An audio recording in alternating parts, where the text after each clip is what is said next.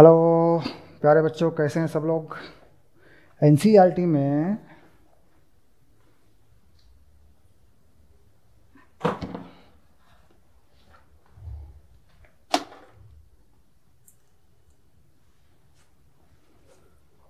थोड़ी लाइट बढ़ा देता हूँ। ये लीजिए, है ना।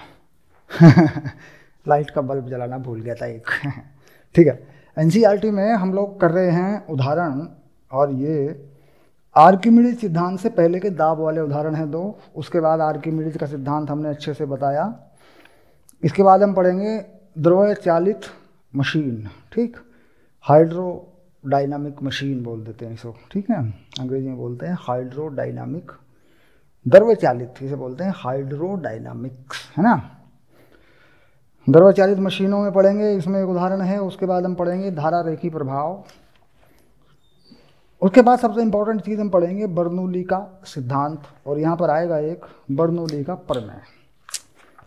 इसके बाद फिर चाल का बहिर्वाह, टॉरिशेली का नियम, एक फार्मूला बनेगा टॉरिशेली के नियम पे, उस पर आंकिक प्रश्न करके बताएंगे। और फिर इस पर आधारित है वेंटुरी मापी, वेंचुरी मीटर नाम की चीज़ होती है एक, जो फ्लो रेट, प्रवाह की दर, जैसे पेट्रोल पंप वगैरह पे मीटर चलता है ना, पेट्रोल जब लेते हैं तो कैसे मेजर किया जाता है, उसकी कीमत कैसे तय की जाती है, उसका प्रवाह कितने लीटर भेजेगा, है ना, उसके हिसाब से। तो ऐसा एक यंत्र है यहाँ पे, बहुत ही बढ़िया इम्पॉर्टेंट जानकारी मिलेगी आपको इस यंत्र से। इसके बाद फिर आ गया बर्नौली के कुछ एप्लीकेशन हैं। बर्नौली प्रमेय या बर्नौली का सिद्धांत बनाएंगे, उसको समझेंगे। ठीक है, गति उत्तापक और हार्ट अटैक, दिल का दौरा। इसके बाद फिर आगे पहुंच जाएंगे श्यानता पर, और श्यानता के बाद आएगा पृष्ठ तनाव, स्टोक का नियम, क्रांतिक वेग, रेनॉल्ड्स संख्या, है ना। पृष्ठ तनाव में छोटी मोटी चीज़ें हैं, पृष्ठ तनाव के बारे में जानेंगे। फिर ये अध्याय हमारा खत्म होगा, फिर हम इसके एनसीईआरटी हल करेंगे। तो कुल मिला के अभी हम इस चैप्टर के बिल्कुल बीच में हैं। चलिए करते हैं शुरू। ठीक है, तो हम ले रहे हैं पहले उदाहरण संख्या 10(3). देखिए बिल्कुल शुरू में आ रहा है मामला, उदाहरण एनसीईआरटी उदाहरण 10(3). ठीक, क्या कहते हैं, समुद्र तल से वायुमंडल का घनत्व, समुद्र तल पर वायुमंडल का घनत्व 1.29 किलोग्राम प्रति घन मीटर है। यानी वायु का घनत्व बताया है बच्चों, वायु का घनत्व। ठीक, क्या माने घनत्व को, घनत्व को हम क्या मानते हैं अपनी भाषा में, घनत्व का कोई प्रतीक होता है हमारे पास, इसे मान सकते हैं हम रो।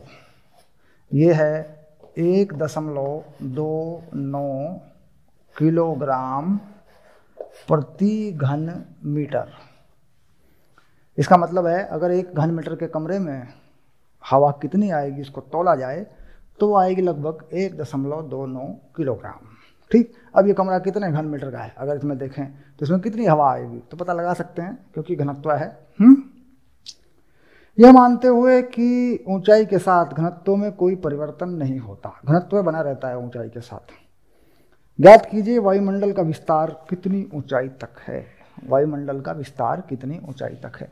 तो वायुमंडल दाब जो है, अगर हम देखें वायुमंडल दाब पृथ्वी तल पर या पृथ्वी तल के आसपास, पृथ्वी तल के आसपास जैसे हम रह रहे हैं यहाँ पर, अगर हम देखें वायुमंडल दाब कितना है, ठीक, तो उसको क्या लिखेंगे, P, और उस वो होता है 1.013 गुना 10⁵ न्यूटन प्रति मीटर स्क्वायर। ये होता है बच्चों वायुमंडल दाब। अब यह दाब कितनी ऊंचाई तक हवा भरी रहे ताकि इतना दाब पड़े। तो किसी भी द्रव्य में ऊंचाई के कारण, हमने एक सूत्र बना रखा है, किसी भी द्रव्य में ऊंचाई के कारण या किसी भी तरल पदार्थ में उसकी ऊंचाई के कारण जो दाब बनता है उसका एक सूत्र है हमारे पास। ठीक, तो दाब का जो सूत्र है हमारे पास वो क्या है, उसे लिख देते हैं, वो है P रो जी एच। यहाँ जी में और रो में परिवर्तन नहीं करना है। अगर जी में परिवर्तन करेंगे घटते घटते घटते जी जाएगा, हम जानते हैं पृथ्वी तल से ऊपर जाने पर जी का मान घटता है। और हम ये भी जानते हैं कि हवा का घनत्व भी घटता है, वायु का घनत्व भी घटता है। लेकिन इन दोनों बातों को स्थिर मानते हुए ये गणना लगभग हम करके देखेंगे कि साहब वायुमंडल कितने ऊंचाई तक है, वायु कितनी ऊंचाई तक भरी हुई है। तो हमें क्या निकालना है, ये h निकालना है, कितनी ऊंचाई तक वायु भरी है। तो दाब लगा देंगे 1.013 10⁵ वायु का घनत्व 1.29, जी का मान 9.8 और ये आ जाएगी ऊंचाई। तो ऊंचाई जो आ रही है यहाँ से हल करने पर 1.013 10⁵ इसके नीचे कर देते हैं 1.29 और 9.8। तो ये जो ऊंचाई है ये लगभग 8 किलोमीटर के आसपास आती है, लगभग 8 किलोमीटर। ठीक, तो इसे लिख देते हैं, सही मान आ रहा है 7,989, 7,989 किस में आ रहा है बच्चों, मीटर में। ठीक, अब इसको लगभग करते हैं अगर इसी मान को, तो लगभग का निशान ऐसा होता है। ठीक, ये लगभग का निशान होता है। ठीक, ओके, या 2 बार लगा देते हैं इसको, लगभग के निशान को 2 बार लगा देते हैं, ऐसे कर देते हैं। देखो h जब लगभग लिखते हैं तो यूँ बना देते हैं लहरदार ऐसे। ठीक, तो कितनी हो रहा है, साफ साफ दिख रहा है ये 7,900 कुछ मीटर है, तो ये लगभग हो रहा है 8 किलोमीटर के बराबर। तो ये हो गया हमारा उत्तर। सिंपल सवाल था, वायुमंडल की ऊंचाई जांच करने का एक सामान्य सा तरीका। 8 किलोमीटर तक वायुमंडल है, पृथ्वी तल से 8 किलोमीटर की ऊंचाई तक वायुमंडल है। ठीक, अब कैसे फैला है वायुमंडल, मान लीजिए पृथ्वी है। ठीक, ये पृथ्वी हो गई मान लीजिए। ठीक, पृथ्वी तल से ये वाला, ये देखिए ये सब जो है ये जगह ये वायुमंडल है, और ये ऊंचाई जो है ये ऊंचाई है h। कितनी ऊंचाई है ये, 8 किलोमीटर। ठीक, तो पृथ्वी तल के लंबवत ऊपर तक जाएं कहीं भी, किसी भी देश में, किसी भी जगह में, तो 8 किलोमीटर तक ये वायुमंडल फैला है, ये इसका मतलब है। ठीक, चलिए आगे चलते हैं। एक उदाहरण और है, उसे भी लेंगे।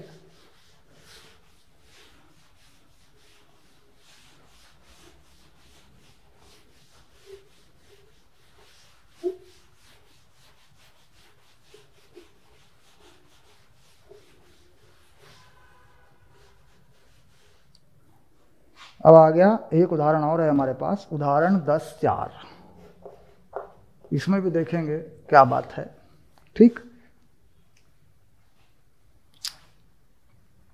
समुद्र के नीचे 1000 मीटर गहराई पर परम दाब कितना है, समुद्र के नीचे 1000 मीटर गहराई पर।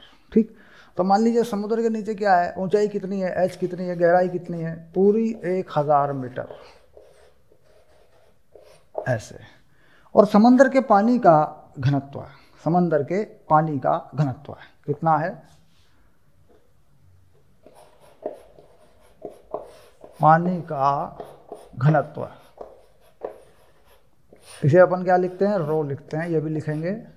यह 1.03 यानी 1030 लिख सकते हो इसको, तुम इसको लिख सकते हो 1030 किलोग्राम प्रति घन मीटर।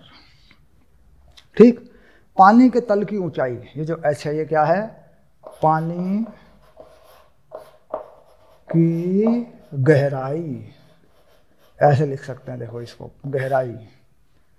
ठीक, और जी का मान क्या लगाते हैं हम, जी का मान लगा देते हैं 9.8 मीटर प्रति सेकंड स्क्वायर, ये हम जी का मान लगा देते हैं। ठीक, अब दाब कितना है, परम दाब बात हो रही है, परम दाब। तो परम दाब कैसे देखा जाता है, परम दाब कैसे देखा जाता है भाई, वायुमंडल दाब और पानी का दाब, यही बनेगा परम दाब। तो क्योंकि वायुमंडल दाब तो है ही। अब मान लीजिए हम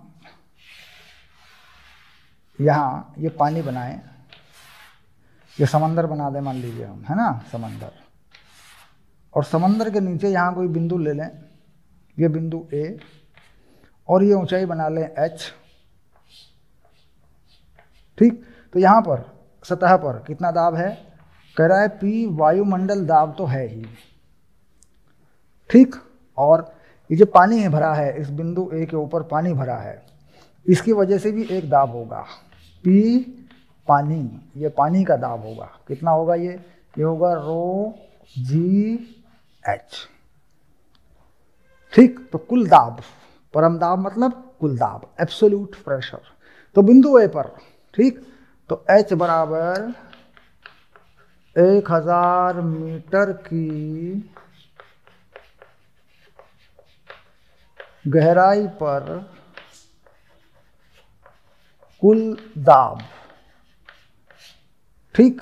अब आ गया PA, क्या माना इस बिंदु को, जो 1000 मीटर की गहराई पर है ये बिंदु, इसे क्या मान लिया, A मान लिया। तो PA जो है कितना हो गया, P वायुमंडल का दाब और ρgh। चलिए, P वायुमंडल का दाब 1.013 कुछ इस तरीके से होता है। अगर प्रश्न में दिया है तो लगाएं, नहीं तो यही लगा दे जो मैं लगा रहा हूँ। घनत्व वो रहा 1030, ये तो वायुमंडल दाब हो गया। इसमें जोड़ेंगे,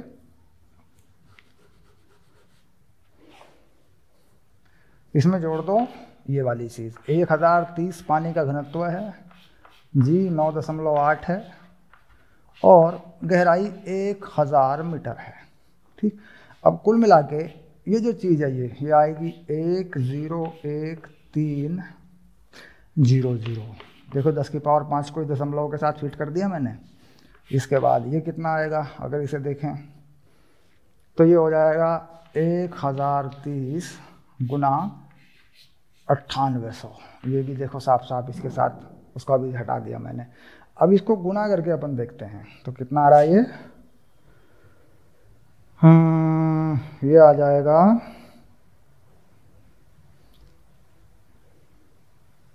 एटीएम में दाब निकला हुआ है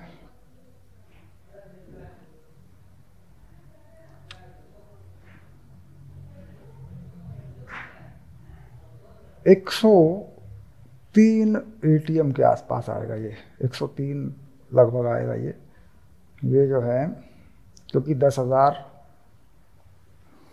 ये है गुणा ये है, इसको गुणा करना पड़ेगा, नहीं तो ये गड़बड़ हो जाएगा मामला। इसको गुणा करके तब देखेंगे, क्योंकि हम जो दाब निकाल रहे हैं वो किलोग्राम न्यूटन प्रति मीटर स्क्वायर में, दाब हमारा जो है न्यूटन प्रति मीटर स्क्वायर में निकल रहा है और उत्तर लिखा है वायुमंडल दाब के पदों में। तो बाद में बदल देंगे उस चीज़ को, पहले इसको निकालना पड़ेगा ये कितना बनेगा, ठीक। तो इसे सॉल्व कर लें। मान लीजिए हमें करना है 103 को 98 से गुना, सीधा सीधा कर लेते हैं फटाफट।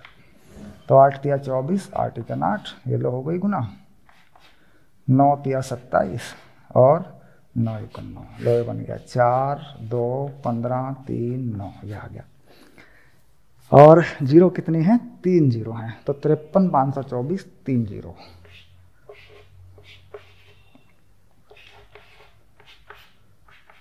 तिरपन 524 और इसमें 3 जीरो है ना, शाबाश। अब इसमें से जोड़ देते हैं, तो जोड़ने पे कितना बनेगा भाई, इसमें ये जोड़ना भी तो पड़ेगा।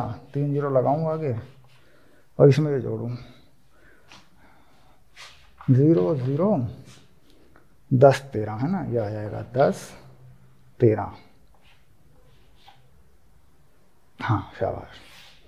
तो ये हो गया 0 0 3 5 है ना, ये 2 ये 6 ये 3 ये 9, ये आ गया।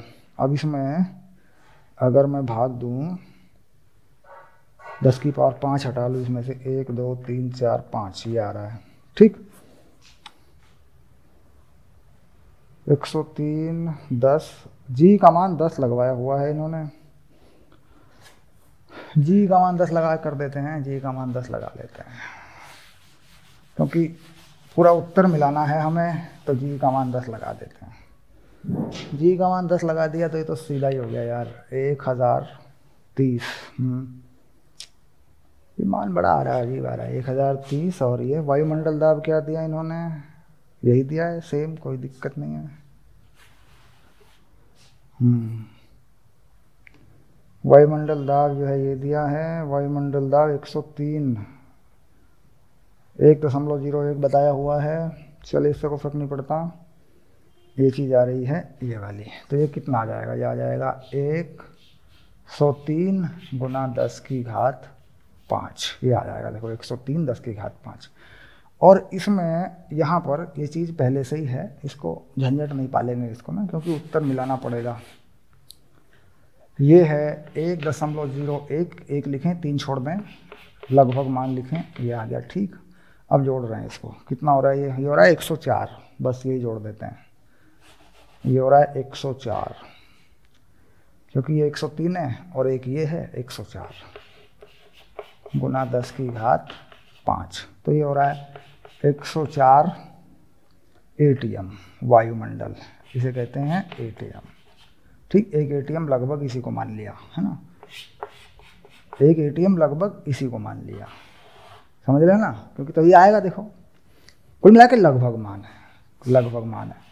अगर सही मान निकाल लेते पहले तो वो हम क्या लगा देते, जी की वैल्यू 9.8 लगा के हम सही मान निकाल लेते, ये लगभग मान है। ठीक, अब करें 20 सेंटीमीटर क्षेत्रफल वाली खिड़की पर कितना बल जो है पड़ेगा, आरोपित बल कितना होगा। अब यहाँ पर कोई खिड़की है, मान लीजिए खिड़की पर आरोपित बल, तो यहाँ पर मान लीजिए कोई खिड़की है ऐसे, यहाँ पर कोई खिड़की बना रखी है ऐसे, यूँ है ना, ये जो खिड़की है इसमें लिखना पड़ेगा हमें खिड़की का क्षेत्रफल, खिड़की का क्षेत्रफल कितना हो जाएगा, 20/100, 20 सेंटीमीटर तो मीटर में बदलना पड़ेगा ना, और ये भी 20/100, ये हो गया खिड़की का क्षेत्रफल। क्षेत्रफल को अपन क्या लिखते हैं, क्षेत्रफल को हम ऐसे लिख सकते हैं, देखो ऐसे लिख दिया मैंने। ठीक, तो ये हो गया 400/10,000, तो 400 कट गया, तो ये आ गया हमारा 0.04 मीटर स्क्वायर। ठीक, तो खिड़की पर बल है ना, तो खिड़की पर बल कितना आ जाएगा, खिड़की पर बल F, ए पर दाब और खिड़की का क्षेत्रफल, ये रहा ए पर दाब, ये 104 गुना 10 की घात 5, ये दाब है, क्योंकि सही मायने में ये दाब है। ये दाब तो वायुमंडल में है, ये कोई मात्रक नहीं है, ये दाब है। ये दाब किसमें है, न्यूटन प्रति मीटर स्क्वायर में, ध्यान रहे ये लगेगा दाब। तो 104 ये लग गया पूरा, और क्षेत्रफल आ रहा है 0.04। ठीक, ये न्यूटन में बल आएगा। ठीक, अब ये कितना आ रहा है 104, ये भी आपका बनेगा एक, ये जो है दाब आ रहा है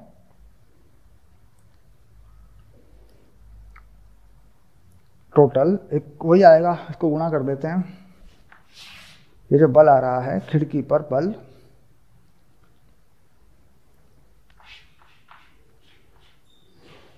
गुणा करें तो 104, 416, ये 416, और हाँ 4.16 गुना 10 की घात 5 न्यूटन। ठीक, ये बल जो है कुल दाब का बल है, ये बल क्या है, कुल दाब का बल है। अब मान लीजिए हम चाहते हैं गेज दाब का बल, ये भी तो हो सकता है, देखो गेज दाब का बल, गेज दाब का बल, तो गेज दाब का बल F गेज, तो दाब कैसा चाहिए, दाब भी गेज वाला चाहिए, क्षेत्रफल आ गया 0.04, तो गेज दाब क्या है, ये है गेज दाब, सिर्फ जल की गहराई के कारण दाब, तो ये है गेज दाब। तो गेज दाब में यहाँ इसको गुणा करेंगे तो ये कम हो जाएगी वैल्यू, ये आ जाएगी लगभग वैल्यू आपकी कम हो जाएगी, 103 के हिसाब से आप इसे निकाल देंगे फिर।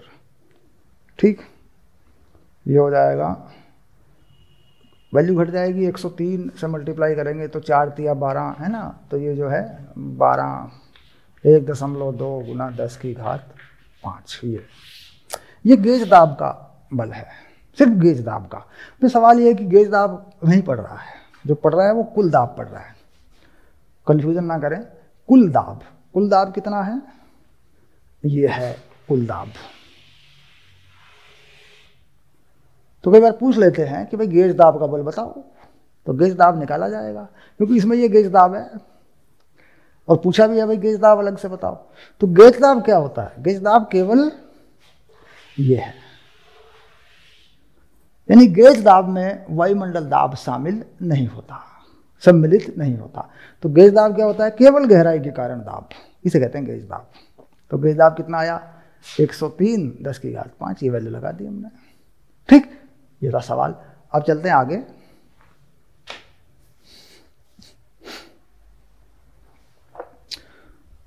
अब हम आगे बढ़ेंगे एनसीईआरटी के उदाहरणों को समझने के बाद।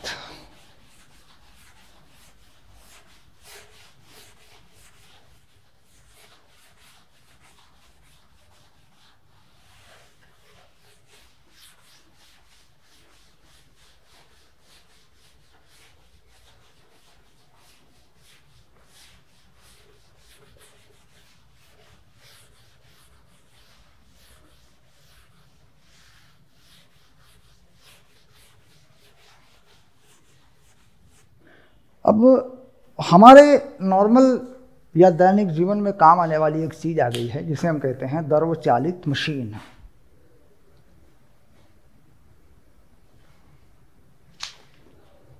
ये है एनसीईआरटी में जो पॉइंट है, ये बताऊंगा मैं आपको कौन सा नंबर का पॉइंट है। ये है 10-2-4 एनसीईआरटी में ये है बिंदु 10-2-4, और ये है द्रव चालित मशीन, द्रव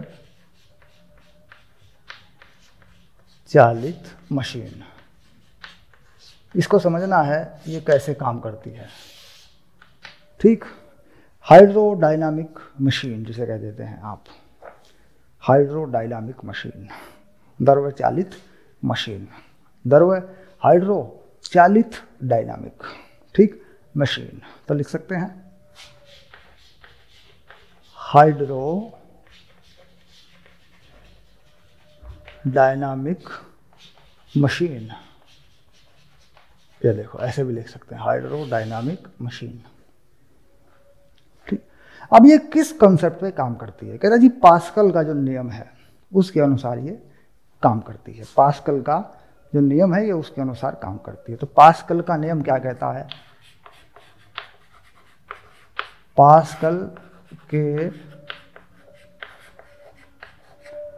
नियम पर आधारित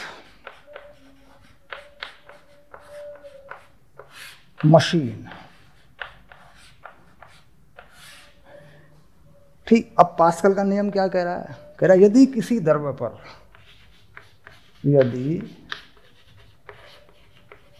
किसी द्रव्य पर दाब आरोपित किया जाए, दाब आरोपित किया जाए तो यह दाब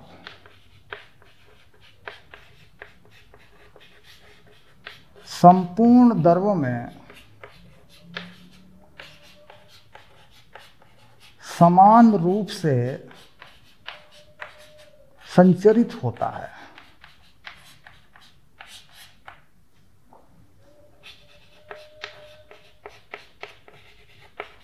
अर्थात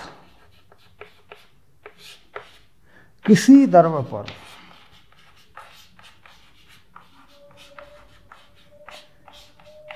एक विशेष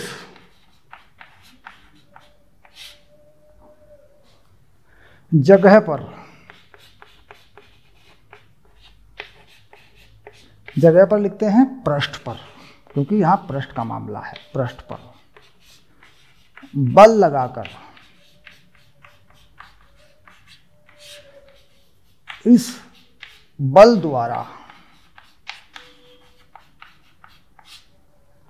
आरोपित दाब को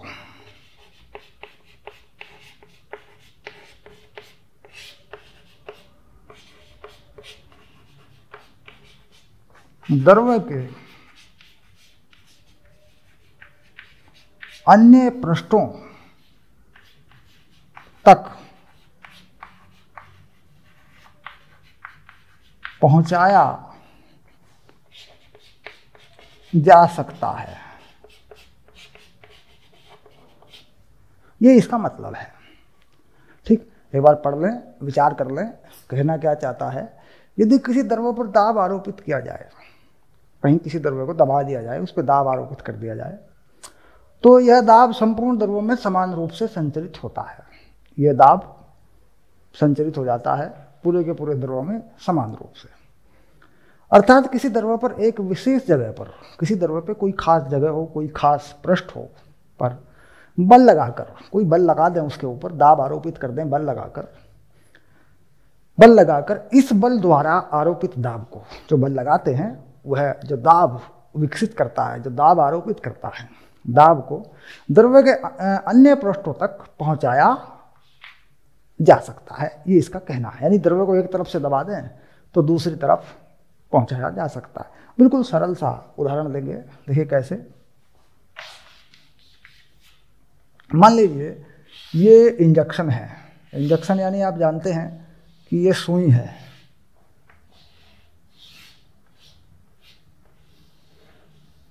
ऐसे ये इंजेक्शन है, और इस इंजेक्शन में यहाँ पे ये इसको दबाने वाला पिस्टन है। पिस्टन मतलब जिससे दबाया जाता है।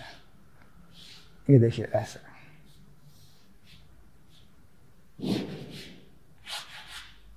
और इसमें दवाई भरी है, इसमें कोई दवाई भरी हुई है। अब दवाई भरी है तो इसमें दवाई भर देता हूँ। ये देखिए दवाई भर देता हूँ, ये इसमें दवाई भरी हुई है। ठीक, अब यह दवाई आगे की तरफ बढ़ती है, यहाँ तक ये दवाई आगे की तरफ बढ़ी हुई है। दबाना चाहते हैं पीछे से, जिससे कि दवाई आगे निकले, दवाई आगे जाए। अब दवाई आगे जाए तो दवाई जो है इस क्षेत्रफल पर दाब डालेगी, यहाँ पर जो दाब डालेगी दवाई यहाँ पे दाब डालेगी, जिसके कारण ये इंजेक्शन इस दवाई को धीरे धीरे शरीर में, बॉडी में भरेगा। अब यहाँ पर मान लीजिए मैं इस पर एक बल डाल देता हूँ, यहाँ पर जो बल लगाता हूँ मैं, ये बल लगाता हूँ मैं F1, ऐसे इंजेक्शन से दवाई भरने के लिए, मतलब आगे दवाई मरीज को, बीमार व्यक्ति को दवाई लगाने के लिए लगाते हैं बल। और जिस क्षेत्रफल पर यह बल लगता है वह क्षेत्रफल यहाँ पर है, जितना भी ये है, जिस तरह का भी ये है। अब मान लीजिए ये सिलेंडर है तो इस तरह का क्षेत्रफल है, ये कोई बेलनाकार है तो ये क्षेत्रफल है। इस क्षेत्रफल को क्या मान लिया मैंने, A1। इस क्षेत्रफल पर अनुप्रस्थ काट पर ये बल लगता है। तो यहाँ से जो पड़ा दाब है, आरोपित दाब, तो आरोपित दाब कितना है, ठीक, इसे कह देते हैं P1। ये है F1/A1। अब यहाँ पर ये दाब आ जाता है, दाब जो कहता हूँ यहाँ पहुँचता है, बल नहीं दाब, दाब संचरित होता है समान रूप से, पास्कल कहते हैं समान रूप से संचरित होता है। तो यहाँ ये दाब आ जाता है P2, और यहाँ ये बल बना देता है F2, और यहाँ का क्षेत्रफल है मान लीजिए A2। ठीक, तो अब देखते हैं, ये आरोपित दाब हो गया। इसके बाद संचरित दाब यही रहेगा भाई, संचरित दाब तो वही रहता है दाब। ठीक, या निर्गत दाब ये भी कह सकते हैं, इसको कहते हैं निर्गत दाब, बाहर जो आ रहा है, जो बाहर दे रहा है वहाँ पर, तो इसे कह देते हैं P2, और कितना मिलेगा F2/A2। अब अतः P1 बराबर P2, दाब तो वही रहेगा। तो इसका मतलब हो गया कि F1/A1 बराबर F2/A2। तो ये सिद्धांत है, द्रव्य चालित मशीन का ये सिद्धांत है।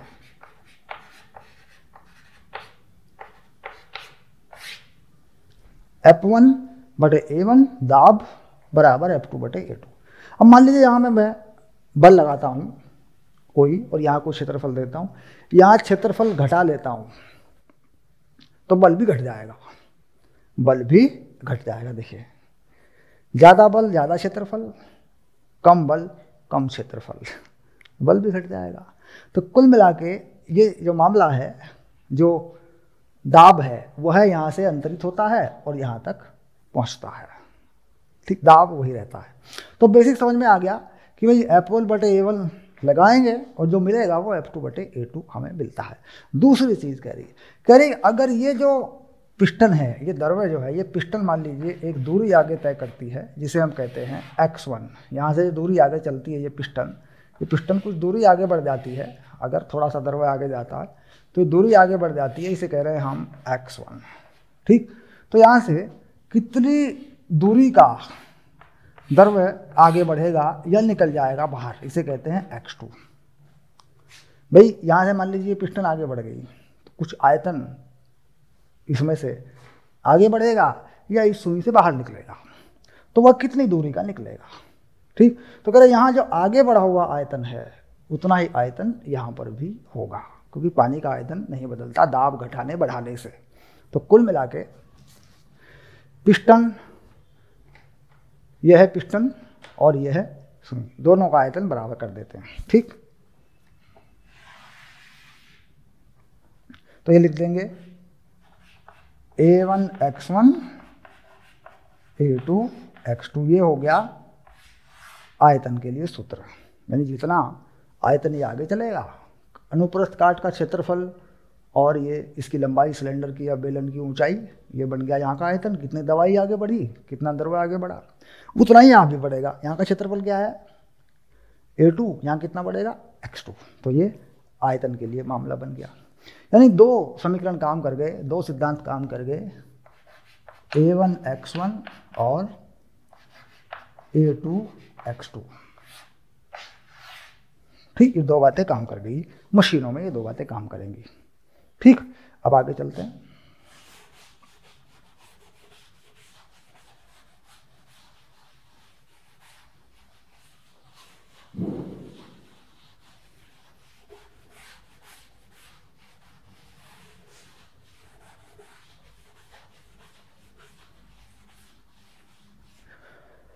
तो बेसिक सूत्र बना लिया। अब देखते हैं भाई भारी वजन कैसे उठाया जा सकता है, भारी वजन उठाने का क्या तरीका है। तो ये बात अब हम NCERT में जो उदाहरण हैं उनसे आसानी से समझ लेंगे, क्योंकि इसमें कोई ज़्यादा झंझट नहीं है, ये बिल्कुल सरल सा मामला है। यही दो सूत्र हैं हमारे पास, इन्हीं से हम समझ लेंगे। चलिए, अब हम जो है NCERT के उदाहरण हैं इसमें दो, उनको कर लेते हैं। NCERT के उदाहरण करेंगे, बात समझ में आ जाएगी।